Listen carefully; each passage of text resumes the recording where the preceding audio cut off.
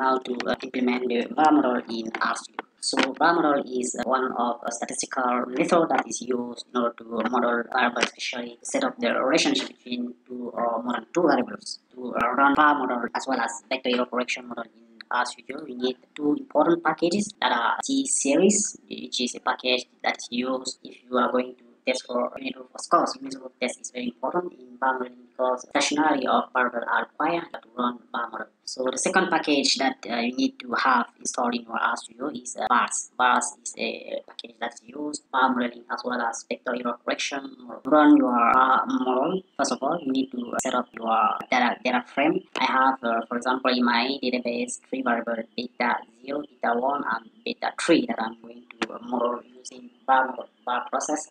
So the first step is to define my data set. That is a matrix variable that are going to be used in my var model. So to set up my data frame, I will define my data frame as beta. So I will write here beta equal cbind. So use the command cbind to concatenate my three variables that are beta 0, beta 1, and at last beta 2. Then click on OK. You see that my data set beta is being set to run my var model.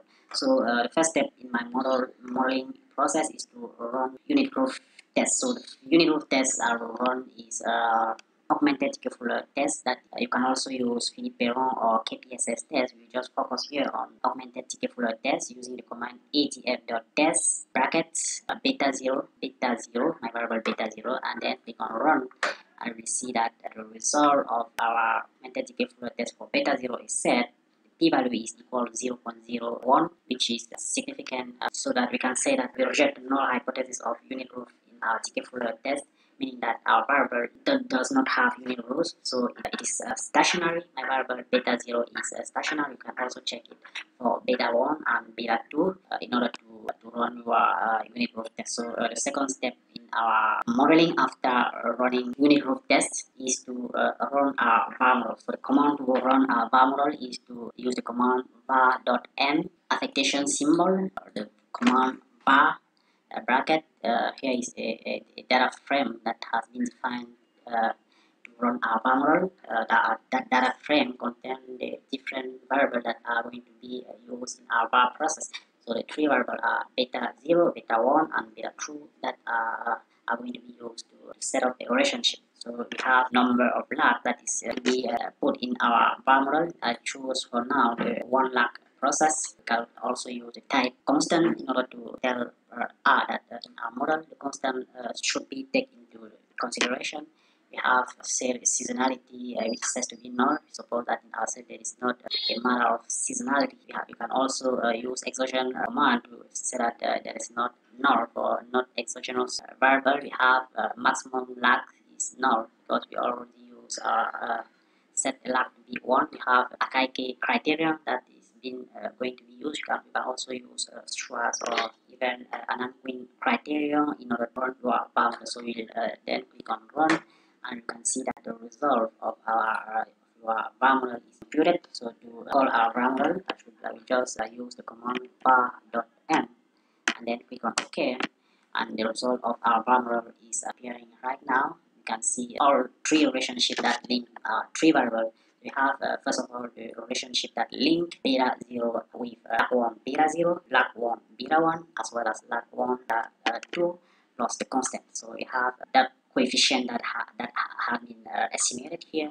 We also have a coefficient for beta 1 relating to show the relationship between beta 1 and beta 0 lag 1, beta 1 lag 1, as well as beta 2 lag 1, all different relationships. So as interpretation of a coefficient, that means that lag 1 an increase in beta 0. So if you take, for example, the first equation that gives the relationship between beta 0 and lag 1 of each of other variable, including beta 0, you can say that as the coefficient of lag 1 beta 0 is negative, it means that an increase in a value of beta 0 will suddenly lead to the decrease at the next period of for the variable beta 1. So the coefficient of the impact of beta 1 lag plus it is positive, meaning that an increase in beta 1 will suddenly or probably lead to an increase in beta 0 variable in the next period of time.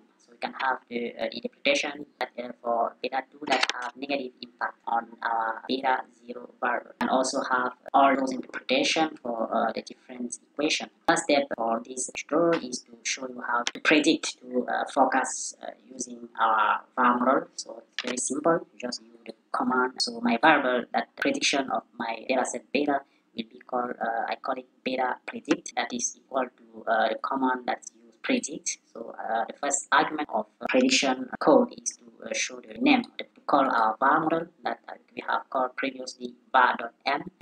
Another argument is type number of period in which we are going to forecast our dataset beta 0, beta 1, and beta 2.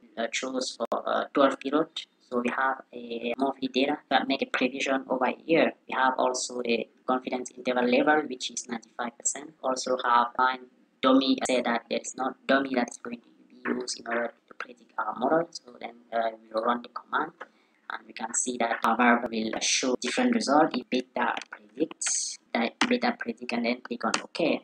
We see that our different prediction, our different forecast of different component of our var model have been made. We have, for example, beta 0 that have a forecast for the next year is for the next month at 0.0007744. We have the second month, we have the prediction, we have the forecast for the next 12 months that are here with confidence and interval that have the lower and the upper value. So the lower value, for example, at first year forecast for beta 0 is negative 1.14, and the upper value is 1.30. We have the interval confidence interval length that is here. So we have the forecast value for beta 0, also the same thing for beta 1, forecast for the next 12 here. We also have forecast for the next 12 here for beta 2. So we hope this video have been very useful. You have not yet subscribed to the YouTube channel, do subscribe in order not to lose the next videos on different techniques on statistical model for social sciences.